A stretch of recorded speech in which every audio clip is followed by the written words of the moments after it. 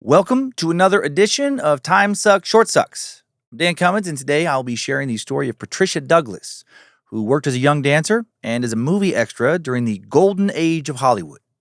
She, like the other women she worked with, they dreamed big, glamorous Hollywood dreams, I'm sure.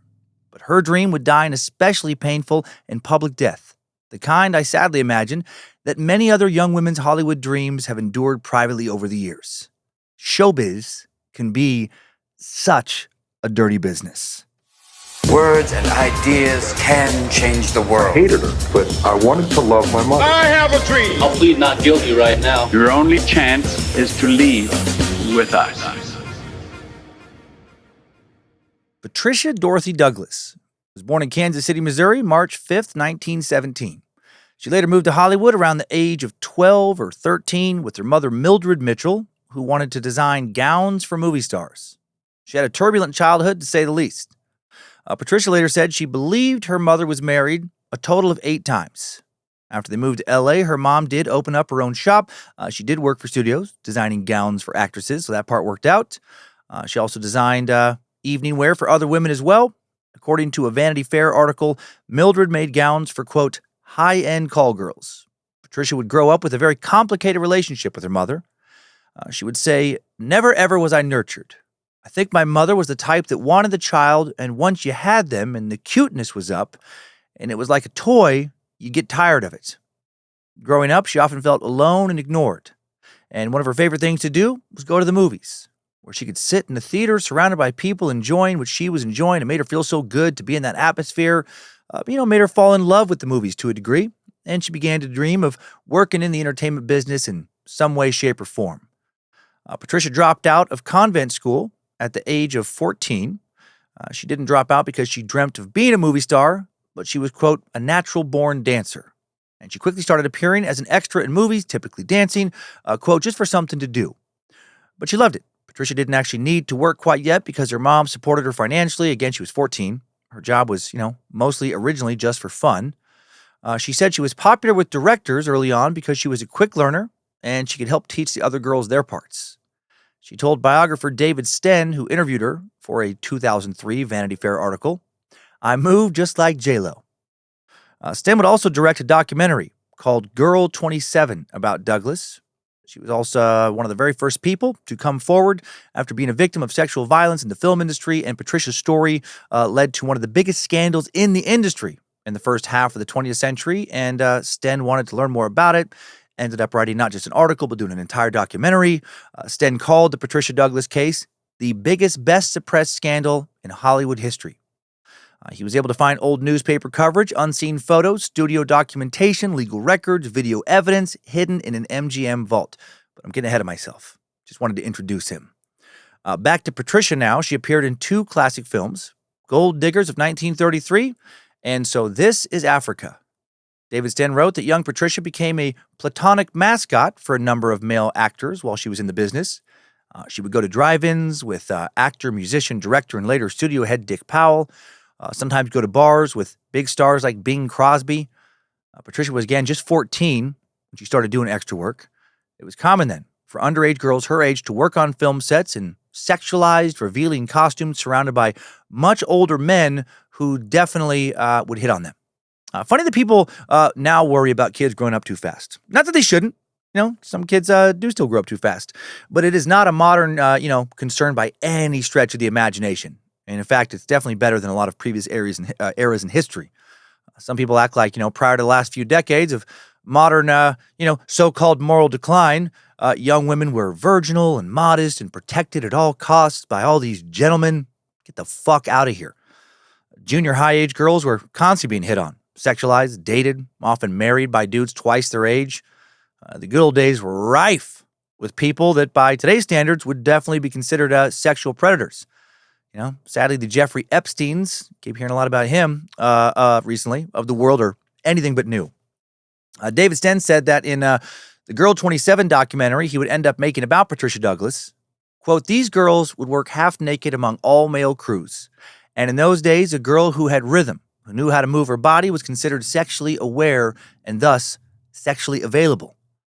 A woman named Peggy Montgomery was also interviewed for the documentary. She started working for MGM when she was just 16. And she recalled that not only was she constantly feeling like much older men were pursuing her, she recalled that they were aggressive in their pursuit and they would try to break women down. Twice during one interview, Peggy was asked by a director to show off her legs, show a little more skin just in this interview. And then he said, quote, "Let's see how you feel." And he just walked around the desk, grabbed her, pulled her close up against his body, and then smiled suggestively. Peggy said there was no point in reporting that kind of behavior. She didn't, because MGM owned Hollywood, and because it was the norm. The men she would be reporting this kind of behavior to were likely not that different from the man who had manhandled her. This was, quote, quote, law she said she learned early on, to just accept it if you wanted to work in showbiz. In the spring of 1937, Patricia Douglas was 20 years old, and on May 2nd of that year, she received a casting call.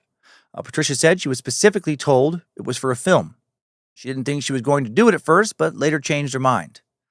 She was still, barely breaking into the business. She needed screen time, build up a resume, if she had any shot of, ever becoming a true working actress. And she was cast as, quote, Girl 27, kind of. That's what they told her. But some group of douchey dudes were not being honest. What she didn't know was that she and 119 other girls who had also been lied to, were going to an MGM party full of mostly drunk salesmen from around the country. Patricia later told Vanity Fair they never mentioned it was for a party, ever. I wouldn't have gone. Oh God, I wouldn't have gone. At the time, MGM was the world's most powerful movie studio. Let's actually press pause on Patricia's story to learn a bit more about him. Metro-Goldwyn-Mayer Studios Incorporated, a.k.a. MGM, is an American media company specializing in film and TV production, distribution. It's been historically based in Beverly Hills. MGM was founded in 1924. Has been owned by Amazon. It was actually rebranded as Amazon MGM Studios since 2022 is when it was bought by Amazon. 2023 was the rebrand. MGM was originally formed when business magnate and industry pioneer Marcus Lowe combined three companies: Metro Pictures, Goldwyn Pictures, and Louis B. Mayer Pictures. MGM immediately hired a bunch of well-known actors, started kicking out big-budget movies, very quickly became the most prestigious filmmaking company in all of Hollywood. They kicked out some of the biggest movies in the world, like 1925's Ben-Hur, 1929's The Broadway Melody, the first talkie or, film with sound to win an Academy Award for Best Picture. They would distribute 51 films in just 1930. 1939, they would release The Wizard of Oz and Gone with the Wind, two of the most successful, critically acclaimed films of all time. MGM, wildly successful, and, the 1930s might have been their heyday. MGM had its own grade school, police force, railroad, acting academy, and more. Co-founder Louis B. Mayer was, in the early 1930s, arguably the most powerful man in Hollywood and definitely the highest paid man in all of America. According to Vanity Fair, MGM had much to celebrate in 1937. To battle the Depression, which had already sent rivals Fox, Paramount, and RKO into bankruptcy or receivership, MGM sales executives had devised a radical scheme to restructure film rentals. Rather than charge exhibitors on a sliding percentage scale of box office receipts, which declined with each booking, the studio would set fees on a per-film basis, calculated on first-run grosses in 30 key cities. That way, a success in select urban markets could command higher rentals once the film went into wider release. This new sales formula relied on hits, and MGM quickly supplied three all-star blockbusters: San Francisco, Libeled Lady, and The Great Ziegfeld. The combination of box office and adjusted film rental fees spiked MGM's profits to $14 million, almost double those of the prior year. While other studios struggled to stay solvent, MGM was in fiscal heaven. Mayer wanted to express his appreciation for the salesmen that made all this happen, so he organized a convention for them, and he promised, quote, a super special production. 282 convention goers arrived in Pasadena, California by private rail car the day Patricia received her casting card. Mayer wanted to show the salesmen a good time and to treat them like royalty. David Sten said in his documentary, in 1937, if you said to someone, "I'm going on a convention," what it's basically saying is, I get to go wild. I get to leave my home community, leave the social constrictions in that home community, and I get to have fun, sponsored by my employer. Louis Mayer got on the stage on the Pasadena station to personally welcome all the salesmen, saying, "Our fine chief of police, James Davis, remarked to me a moment ago that I must thank a lot of these men to have sent the beauty that he sees before him." Mayer was referring to a group of girls at the station when he said beauty, many of them almost certainly underage. He continued his speech saying, "These lovely girls, and you have the finest of them, greet you. And that's to show you how we feel about you, and the kind of good time that's ahead of you. Anything you want." What? Is he a studio head now, or just like a fucking pimp? That night, the salesman had dinner at the Ambassador Hotel. Then the next day, on May 3rd, 1937, they were all taken to Culver City, where MGM's general manager, Eddie Mannix, presented Louis Mayer with the key to ceremonially open the gates of the MGM lot, where some of the biggest stars in Hollywood were present and waiting. A little bit about Eddie Mannix before going forward, to give you an idea of what kind of men were working in showbiz at this time. Most of the following are rumors about Eddie, but rumors considered to be very, very true by a lot of people. Born in New Jersey, Eddie was reportedly connected to a number of mafiosos, and he did not sever his connections to organized crime when he headed west and moved to Hollywood, where he quickly earned a reputation as a fixer. Somebody who could make scandals go away to protect studios from losing money thanks to their stars losing their reputations. He supposedly was also the real guy who ran MGM on behalf of Mayer from the 1930s through the 1950s. When Spencer Tracy allegedly slept with Judy Garland when she was just 14 years old and he was 36, he allegedly buried it, and then he used proof of this affair as blackmail to keep Spencer in line down the road. Joan Crawford supposedly made an adult film before she became famous, and Mannix found that footage, locked it in a vault to protect her reputation, and also, again, to keep her in line and keep her doing the studio's bidding. Clark Gable allegedly ran over and killed a pedestrian when he was driving drunk one night in 1933, and Mannix supposedly found a low-level MGM employee to take the fall for that. Mannix was also a notorious womanizer. Some sources say he slept with hundreds of would-be starlets. The classic nefarious casting couch bullshit, where if you wanted a career in showbiz, you had to fuck his sleazy ass. In 1959, over having an affair with his wife, he supposedly shot and killed George Reeves, who starred as Superman in The Adventures of Superman, a popular TV show that ran from 1952 to 1958, and then paid off the cops to say it was a suicide. When his first wife divorced him, she would accuse him of frequent and severe physical abuse. He supposedly broke her fucking back during one beating. And actress Mary Nolan, one of his mistresses, claimed she ended up getting multiple abdominal surgeries thanks to some beatings that he dished out on her. And there are so many more rumors. This dude was allegedly a monster who just lived with virtual impunity in Hollywood, paying off cops, doing all kinds of shady shit just to all kinds of people. Truly like just a gangster. Refocusing on the beginning of the big MGM convention in 1937 now, a studio bulletin said, "We want you to go back to your respective territories, firmly convinced that Metro-Goldwyn-Mayer, under the leadership of Louis B. Mayer, is bending every effort to back up the men who provide the one connecting link with the exhibitor, and through him, the public." After 3 days of business, the salesmen were supposed to go to a Wild West show at Roach's on May 5th, 1937. This was the party that Patricia Douglas and other girls had been invited to, thinking they had been selected to be in a film. A description of the party written for the salesmen started, quote, "It will be a stag affair out in the wild and woolly West, where men are men." Just truly feels like they were just tossing these girls out to be slaughtered. The party was to be hosted by Hal Roach, a producer, director, and writer whose Our Gang shorts were being distributed by MGM. At 4 p.m., 120 dancers and several girls who answered classified ads to serve as party hostesses arrived at Hal Roach Studios in Culver City, close to MGM property. These girls were dressed in felt cowboy hats, bolero jackets, short skirts, black boots. They were told they would receive a hot meal and $7.50 for the day's work. $168 in today's dollars, so how much? After putting on their makeup and getting dressed, the girls were driven by bus to Rancho Rochero, a remote studio property right several miles away. They were taken to a banquet hall where they were instructed to sit down and wait, where they did for a grand total of about 2 hours. The ranch was isolated at the time with no phones, no access to public transportation. Actual productions were filmed there all the time, so no one would really question why they'd been called there. At 7 p.m., Louis Mayer, Eddie Mannix, Hal Roach, other MGM officials, some male actors, and all the salesmen arrived at the ranch. Also present were members of the LA City Police, California State Police, Culver City Police, and the MGM police force. David Sten wrote, Given that they had been promised a stag affair, the salesman's lust at first sight response to a bevy of young, over-made-up beauties makes sad and terrible sense. Delegates mistook the professional dancers for party favors and treated them accordingly. Without telephones or transportation, the young women had no means of escape. Tricked into attendance and trapped into service, they were left to fend for themselves. Patricia would say in her Vanity Fair interview, "You'd never think they'd pull anything like that. You're trusting with the studios. You're not expecting anything except to work in a movie. That's what you're there for." The men had access to an open bar of 500 cases, not bottles, but cases of scotch and champagne.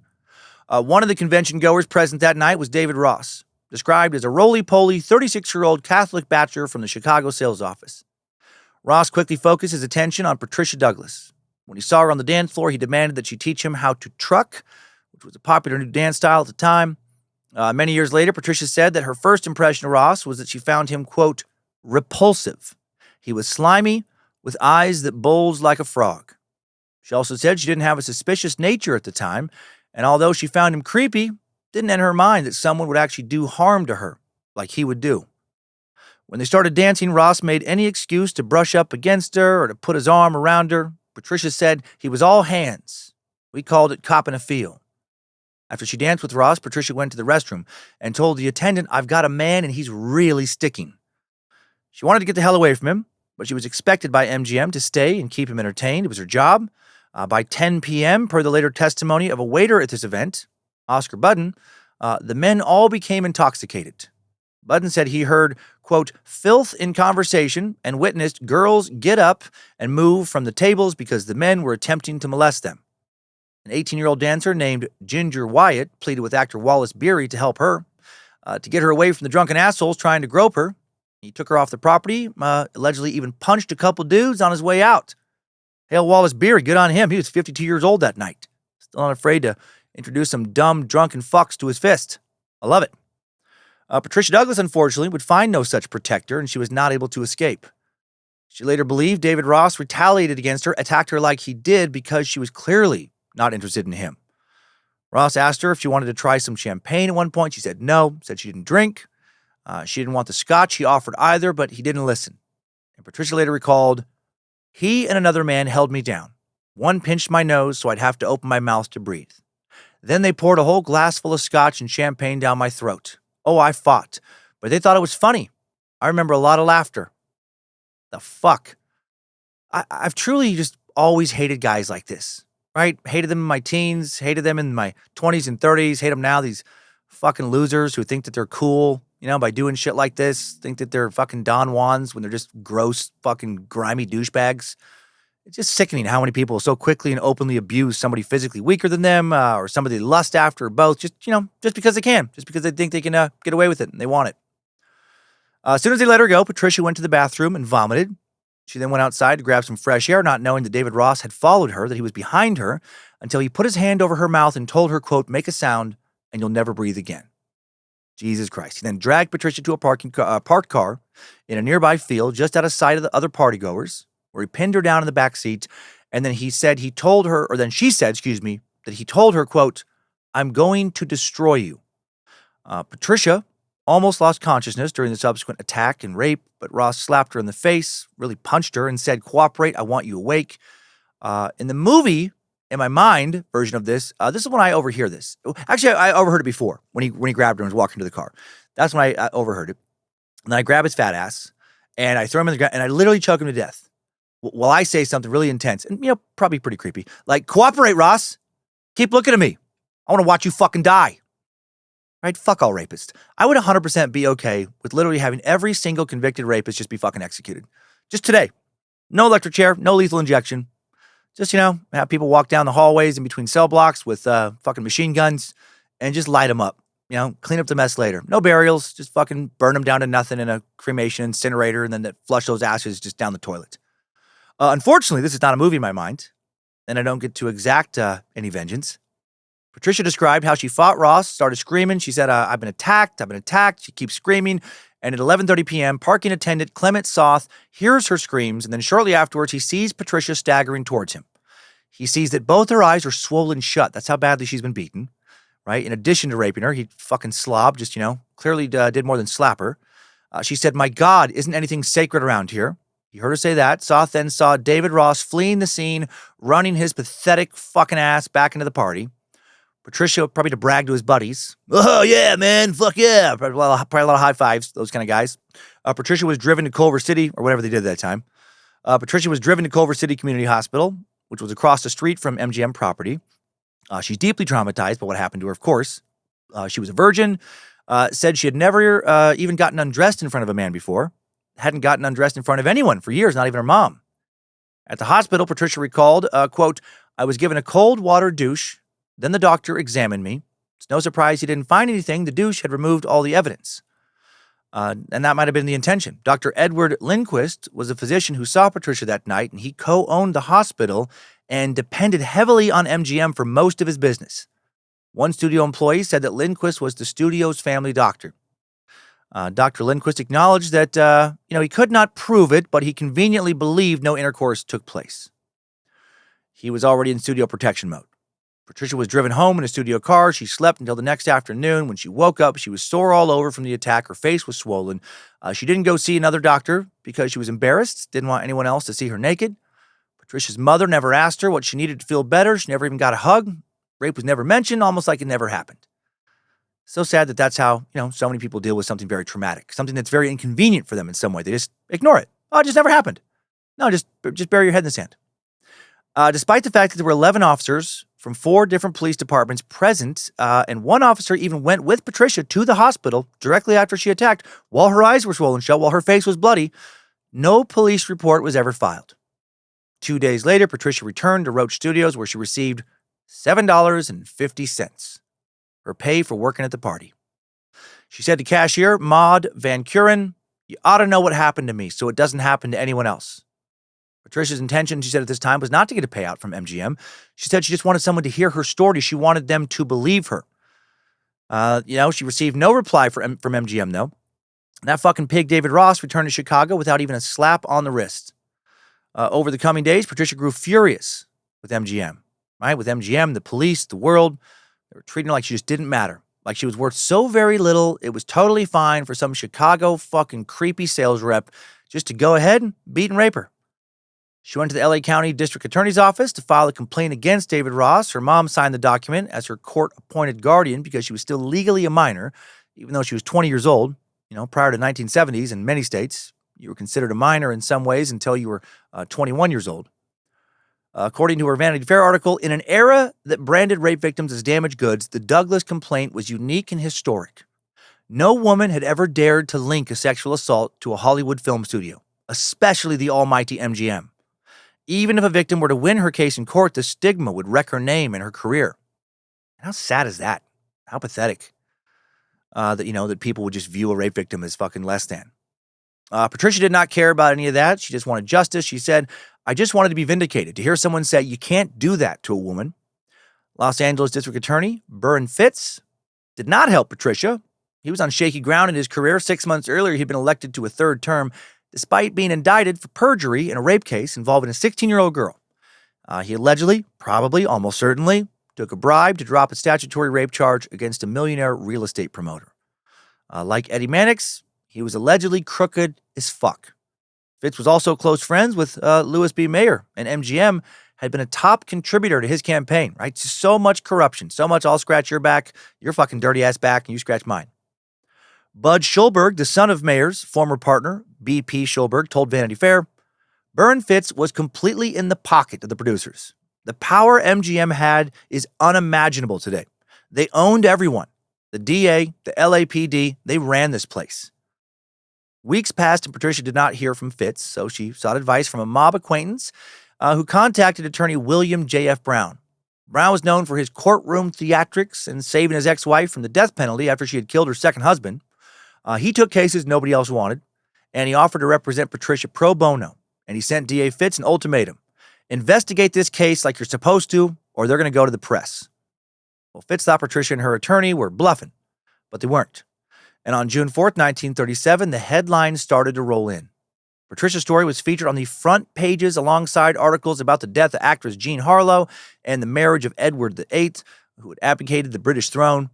Reporters legally could not use the word rape at the time to describe what had happened, so instead they used euphemisms like attacked, outraged, or ravished at a, quote, studio orgy. The Los Angeles Daily News reported that on June 3rd, 1937, Patricia Douglas submitted an affidavit with details of the attack, and in the article they wrote, "Echoes of a wild Hollywood studio party were heard yesterday in an affidavit of Patricia Douglas, 20, film extra, who asserted she was beaten and attacked after being lured to the gathering on the pretext of promised work in a motion picture." Deputy DA Eugene Williams said he gave notice to the studio to produce the accused by Monday, June 7th for questioning or a warrant would be issued. MGM was not named specifically in early articles, but the studio will be named in later reporting. Papers did, however, publish Patricia's name, photo, and home address right off the rip. Not so fucked. They published her address. That's cool. Make it super easy for people to show up and harass and intimidate her. Good job, dudes. The unidentified studio, of course MGM, released a statement to the media that stated, "We have read with astonishment the alleged charges of the girl. It is difficult to make any real comment as to a situation which appears so impossible and as to which we know nothing." Appears so impossible. Get the fuck out of here. Behind the scenes, MGM was already scrambling to cover up the scandal. Newspaper publisher and politician William Randolph Hearst wrote a letter to Louis B. Mayer about the party, which was first quoted by the New York Times in 2018. "Gee whiz, Louis. Do you realize how damaging that is to the whole moving picture industry and fraternity?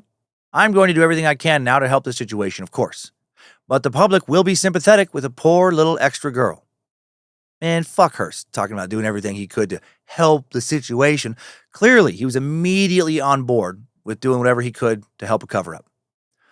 Papers reported that Patricia had named Dave Ross as the attacker, and two men named Dave Ross attended the party. Authorities sought their photographs so Patricia could ID them.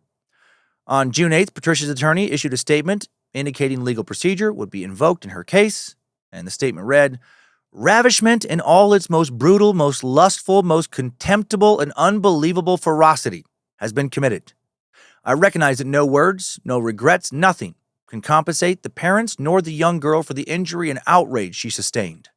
An injury not only to her young body, but to the beauty of her girlhood, her senses and outlook on life. An injury that took place while she was working under the orders and authority of her employer. Her physician's examination and diagnosis corroborates the brutality of the attack. Perhaps in an appropriate place at an appropriate time, an explanation can be offered that, neither excusing nor justifying, may explain how the sponsors of the camouflage set where the party was held produced, authorized, managed, sanctioned, and approved a situation wherein such a terrible catastrophe was permitted to take place at the hands of a passion-mad rapist." According to Vanity Fair, now and nobody had MGM at her mercy. For even if her rape charge could be refuted, Douglas's disclosure of a stag affair costing $35,000, which would be about $785,000 today, with free-flowing liquor and teenage girls would not only horrify the stockholders of Lowe's Incorporated, the corporate parent of MGM, but also tarnish both the studio's squeaky clean image and the moral sanctity of Louis B. Mayer himself. So what does MGM do now? They launch a smear campaign against Patricia to discredit her story and to tarnish her reputation. Right? They attack the victim. MGM hired Pinkerton Detectives, the world's oldest and largest security services company, and a previous time-suck subject to find all the girls on the guest list. During his research, David Sten found a questionnaire that was most likely given to the other girls of the party. It asked what they knew about Patricia Douglas and instructed the girls to, quote, "state in detail what you know about Patricia Douglas's past reputation for morality." Other questions were stuff like, had they seen Patricia intoxicated before or after the party? After reviewing the archived files, David Sten said in the documentary, "There's nothing here where they're saying that her contention is not true. What's here is we have to make her look immoral because if she is immoral, she is not rapeable."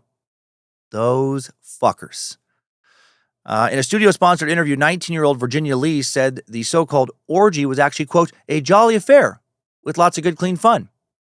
Grace Downs called Patricia unrefined and said she drank scotch from a quart bottle throughout the night. Sugar Geist said she once saw Patricia passed out at the Knickerbocker Hotel bar. And Patricia later told Vanity Fair, "Anyone who knew me knew I didn't drink. And since when is getting raped good, clean fun?" The Pinkerton detectives were also hard at work trying to dig up dirt on Patricia. Man, the Pinkertons, they started out as the good guys, but then became the bad guys on so many occasions. One internal Roach Studios memo said, Douglas must have attempted to proposition men. Many of them must have turned her down, but can testify to her solicitation. Oh my God. Additionally, Dr. Wirt Dakin, a urologist who previously treated Patricia for a cyst on her bladder, declined a fucking request from Hal Roach to re-diagnose the cyst as a genital urinary infection, which was a term used for gonorrhea at the time. Man.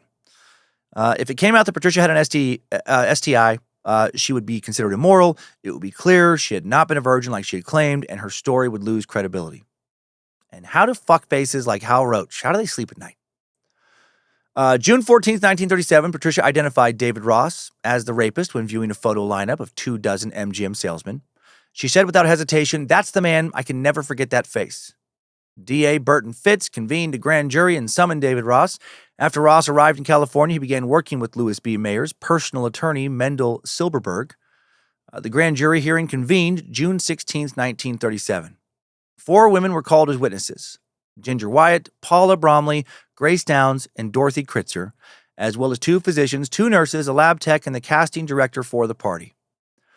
Grace Downs testified that when she received the call from Hal Roach Studios, she knew it was a summons to be a hostess at a party. Dancer Ginger Wyatt, however, insisted that she thought she was being called to work on a film, but it was actually a party. According to Vanity Fair, at the grand jury hearing, Ginger Wyatt denied that actor Wallace Beery had helped her get away from the party, though. The rumor was the studio made it clear to her that telling the truth in that regard would be very bad for her career. Grace Downs testified Pat was pouring them, as in whiskey, pouring them out in quart bottles. If Pat was being molested, I didn't see it. She could have screamed if she had wanted to and gotten plenty of help.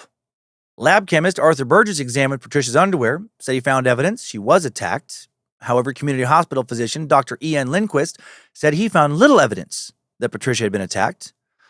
Patricia herself would testify about the rape in detail. At one point, Ross's attorney, Lester Roth, pointed at her and literally said to the jury, "Look at her.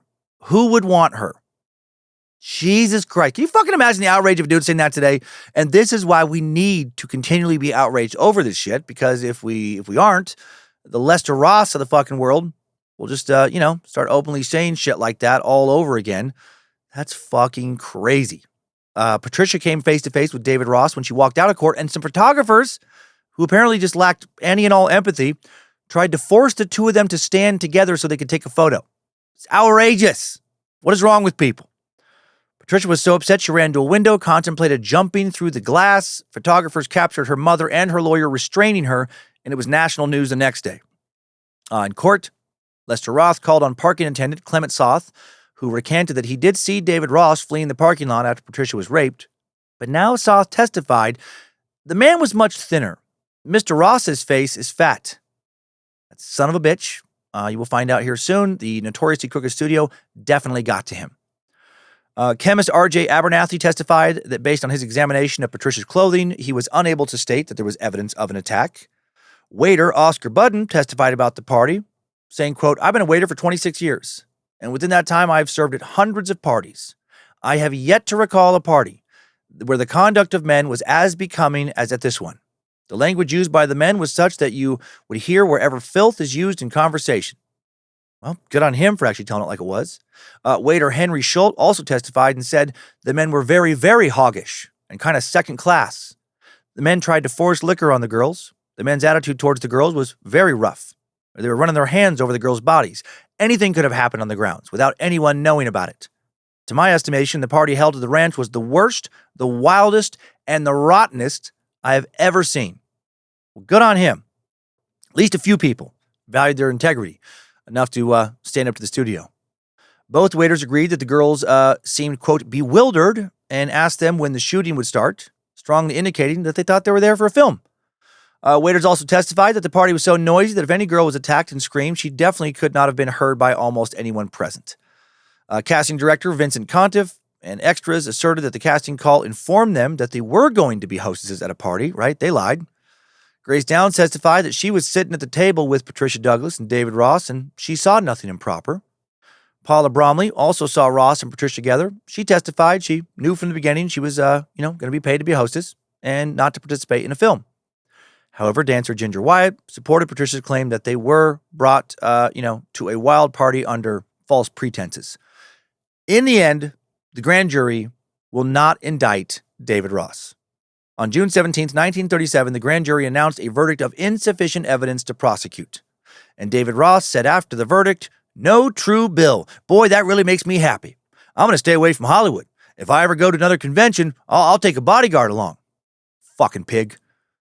I hope he died of dick cancer. Patricia's attorney issued a statement, part of which said, "It appears to me, and I'm sure at least, that it is my conscientious conclusion that girls can be raped in Los Angeles County without reprisal to the rapers, dependent upon the identity of the men who are responsible."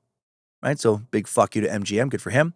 Also called on any extras who had been subjected to similar indignities to send him their stories, and he would take their cases to women's clubs in Los Angeles to bring publicity to this terrible issue. Yeah. Years later, when contacted by Vanity Fair, Clement Soth's daughters confirmed MGM did get to him. They offered him any job he wanted if he would commit perjury at the grand jury hearing and not back up Patricia's story. And then he became a driver for MGM, and he worked for the studio for the rest of his fucking life.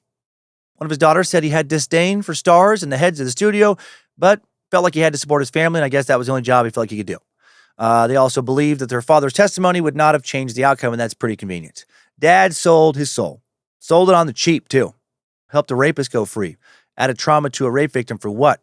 For a fucking chauffeur job?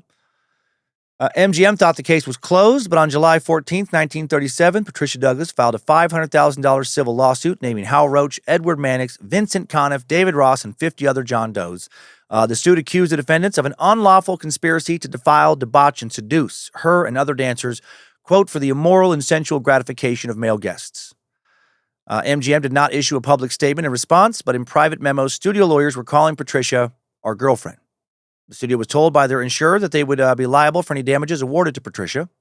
MGM lawyers stalled the proceedings, and process servers never even contacted David Ross about the lawsuit.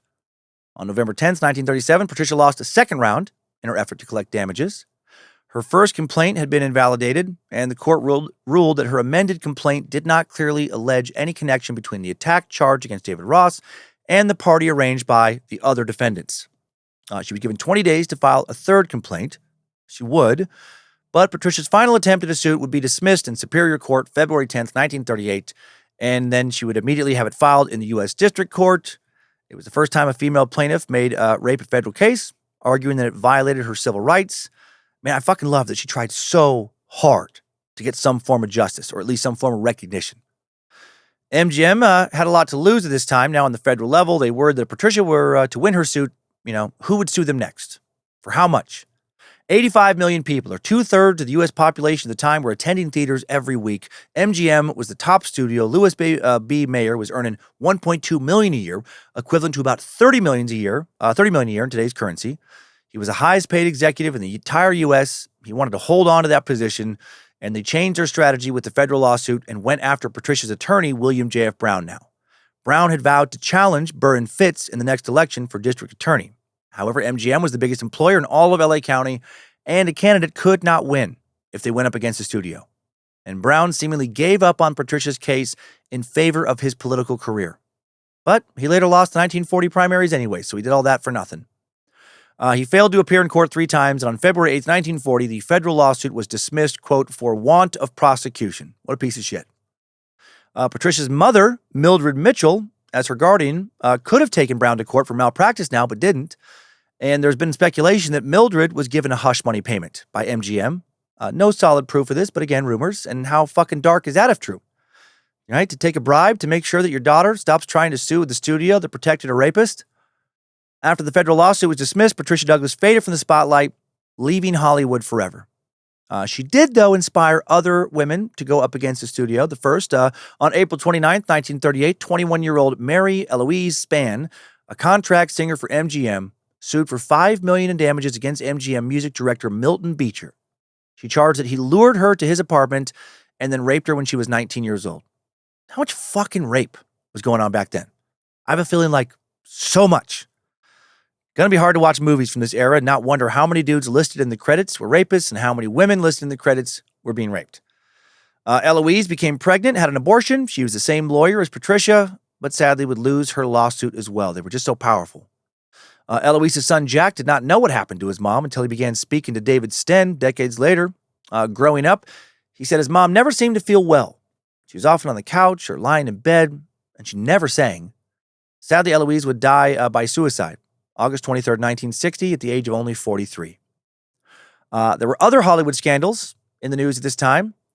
The people who learned the real truth about many years later. When Patricia came forward initially to accuse David Ross of her rape, another story was making headlines, and that was 22-year-old Loretta Young, a famous actress, was pregnant. Loretta played the lead role alongside Clark Gable in the 1935 film The Call of the Wild. Clark Gable was the baby's father, but Loretta could not admit that. Gable was married. She was a devout Catholic, and you'll see there was another reason. She held a press conference from her bedroom when she was 8 months pregnant, claimed she had a stomach bug. After her daughter Judy was born, Loretta put her in an orphanage for 18 months, Judy Lewis, and then adopted her. Judy Lewis would speak to David Sten for the Girl 27 documentary, and she said that Loretta always told her she was adopted, but everyone in Hollywood knew the real story. Judy always had a feeling something was not quite right about the story. She was born with Clark Gable's distinctive ears. Loretta put her in bonnets all the time, which she hated, and at age 7, she got an operation to have her ears pinned back. She went to an all-girls high school, and a classmate once asked why she looked so much like her mom if she was adopted. This girl was also adopted, didn't look like her parents at all. Judy questioned her mother, but Loretta brushed her off, saying, well, they lived in the same house, had the same mannerisms, and, that's why they ended up looking alike. Judy finally learned the truth a week before she was to be married. She called the priest who was going to marry her and told him she heard that Clark Gable was her father, and the priest told her not to confront her mom about that because her mom would not tell her the truth. They finally talked about it years later. Loretta threw up and told her daughter, oh, well, you're just a walking mortal sin. What the fuck? Asked Judy to keep the secret from her daughter, Loretta's granddaughter, but Judy refused to do that. Good for Judy. Loretta Young died in 2000, and Judy Lewis died in 2011. And in 2015, Linda Lewis, the wife of Loretta's son, Christopher, stated publicly that back in 1998, Loretta had told her that Clark Gable had raped her. She had never discussed the rape with anyone before. Loretta shared this info after she learned about the concept of date rape from watching Larry King. She previously believed it was a woman's job to physically fend off a man's advances no matter how aggressive that man was, and she thought it was her moral failure that she was raped. The family remained silent about it until after Loretta and Judy had died. Man, so much for Hollywood's golden age. All those squeaky clean movies, huh? Right? They never cursed, never had sex on screen, so they must be wholesome, right? Nope. So much fucking dirt. David Ross, Patricia Douglas's rapist, died in 1962. Reconnecting with her now. At the age of 60, I don't know if he died from dick cancer, but let's hope he did. He's buried in Afton, Missouri. If you want to go find his grave and piss on it. He had no siblings, no children, hopefully no friends, was a complete fucking loser. He spent his final years alone, reflecting on what a fucking sad fucking pile of shit he was and miserable. Louis B. Mayer died of leukemia, which is awesome, in 1957 at the age of 73, but it's a bummer. The cancer didn't take him a lot sooner. Former MGM general manager Eddie Mannix also lived too long. He died in 1963 at the age of 72. Former DA Burn Fitz died of suicide in 1973 at the age of 78. Couldn't take what a fucking piece of shit he was and shot himself in the head. Decades too late. Before Eddie Mannix died, he was asked about what happened to that girlie, referring to Patricia, and he straight up answered, quote, "We had her killed." Dude was a cold-blooded motherfucker. Hope he hated himself. Patricia stopped working in the film industry following being attacked. She disappeared from media radar for decades following her trials and lawsuits. After Patricia's final lawsuit was dismissed, her mother Mildred purchased a liquor store, some horses, and some expensive furs, probably with some fucking payoff money. But then her younger husband left her and ran off with all that. And you know what? Good. Patricia lived her entire adult life with her mom, except for her three marriages that all took place in one 5-year period. She had a daughter named Patty with her first husband. Patricia said she only knew her second husband for a few weeks before they got married. 2 of her husbands would end up being exposed as bigamists. She said she didn't know her mom had allegedly betrayed her until after her mom died, and after she had spent the last 10 years of her life as her mom's caretaker. When biographer and documentarian David Sten found her in the early 2000s, Patricia was in her mid-80s. She was a great-grandmother living alone in an apartment in Las Vegas, housebound due to glaucoma, emphysema, and tremendous anxiety. Patricia ignored David for months, but eventually gave him permission to record their phone calls. She admitted that at first she was nasty to Sten because he invaded her privacy, but ultimately she was thankful that he was so persistent. She finally wanted to go public again because, quote, "When I die, the truth dies with me, and that means those bastards win." Love that. She told David that although she was married, she never fell in love. She said that was taken away from her because no matter how she felt towards a man, she truly felt like she could never completely trust him. At the young age of 37, she said she totally gave up on romantic relationships. Her daily routine towards the end of her life consisted of waking up at 4 p.m., watching TV in her living room till about 4 a.m., when she'd just go back to bed. She'd only leave her apartment to go to doctor's appointments. She said she didn't like to expose herself to people out in the world because it gave them the chance to hurt her. Jesus. David Sten said he could tell that Patricia had a tough exterior, but underneath, she had a lot of love she was just afraid to give. She didn't speak about her case for decades after it was dismissed, not until she spoke with David Sten. Her daughter and grandchildren, they had no idea what had happened to her. She wanted them to know, but only under the condition that they knew she was a nice person, she said. She didn't want them to think of her as a, quote, dirty woman or an easy woman. My God. Still carrying shame over being raped over 60 years later. We gotta remove the stigma over women's, sexual activity. And this helps illustrate why. Having sex does not make a woman dirty any more than it makes a man dirty. All right, what a bunch of fucking silly, stupid bullshit perpetuated by usually dumb old men. Nobody in the world really knew Patricia for most of her life because she kept her secret to herself for so long. She called herself, quote, a walking zombie who glided through life. Patricia told Vanity Fair, before you found me, I was getting ready to die. I'd buy less food. I wasn't planning to be around long. Now I don't want to go. Now I have something to live for. And for the first time, I'm proud of myself. Man, that last line really fucked with my allergies when I first read it. For the first time, I'm proud of myself. Wish I could go back in time, give her a better mom, find her a better man. She should have been so proud of herself for having the fucking balls to stand up to the evil empire that was MGM. In the Girl 27 documentary, Patricia's daughter, Patty Minter, described her strained relationship with her mother. She said at the age of 2, she suffered a ruptured appendix, had to stay in the hospital for a long time, which was very upsetting for her mom. When she got out, I guess her mom couldn't handle her needs. Her mom was just a mess. And Patricia sent her to go live with her great-grandma for a while. When they were reconnected, Patricia would just sleep all day. They would eat dinner together. She would watch TV all night long. She didn't really leave home, didn't have any friends. She knew her mom was just so depressed, but didn't know why. Patricia admitted she had no closeness with her daughter. Patty also said that Patricia's third husband was mean and devious. He took baths with Patty, wanted her to, quote, do things to him, which he was supposed to keep secrets. That's fucking cool. He's a pedophile. She was afraid of what would happen if she didn't listen to him. Patty had a feeling she was being put out as a sacrifice to keep the man's interest in Patricia. Patty dreamed of having a stable family. She later did get married, had 4 kids, became a stay-at-home mom. She would reconnect with her mom at the end of her life. After Patty read the Vanity Fair article, she called Patricia to tell her that she was proud of her. And she said her mom was silent, fighting back tears, I'm sure. And they never ended up talking about it more than that. Man, the butterfly effect from that one traumatic night. So much damage. Wonder what kind of mom Patricia would have been had that never have happened to her. Patty visited her mom, Patricia, on November 11th, 2003, as she was dying in the hospital. The Vanity Fair article about what had happened to her had come out over 8 months earlier. Patricia didn't look at her daughter or say anything.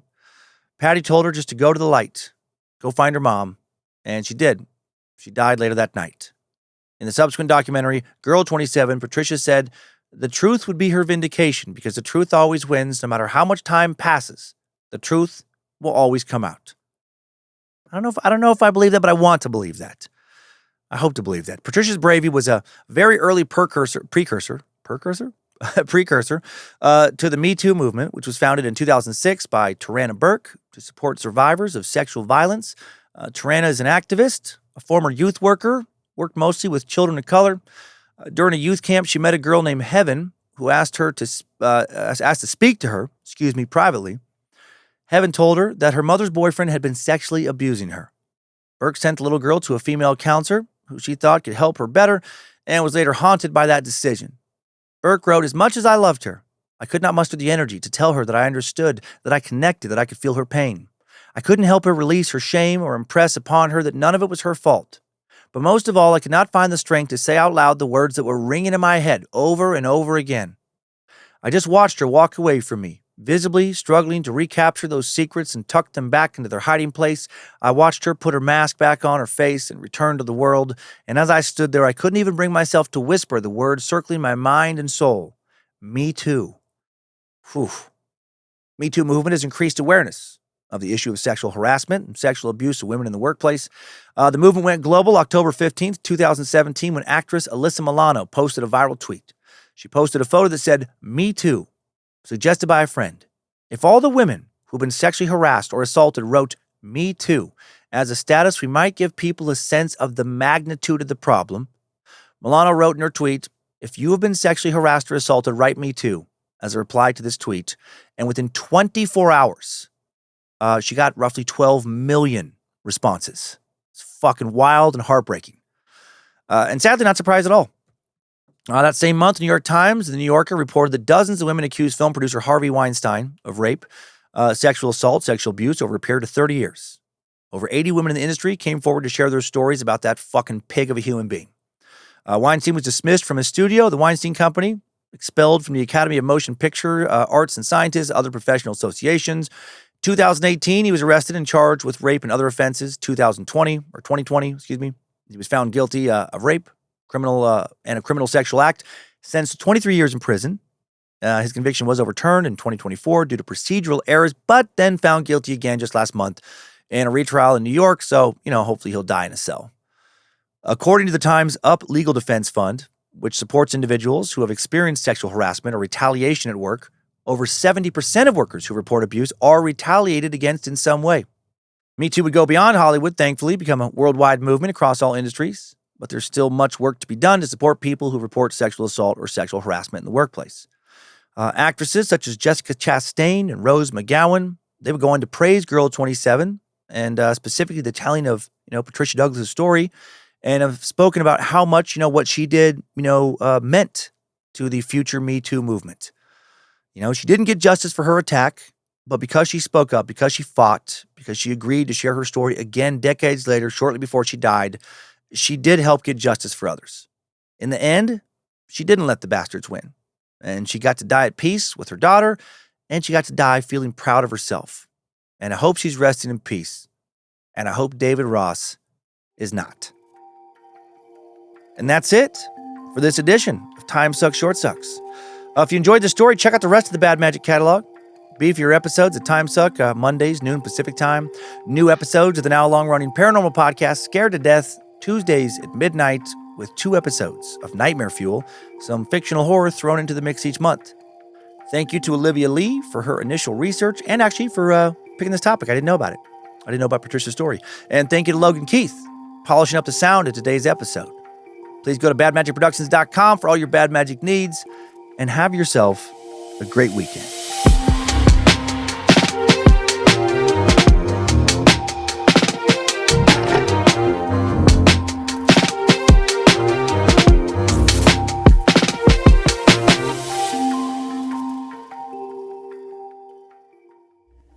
Bad Magic Productions.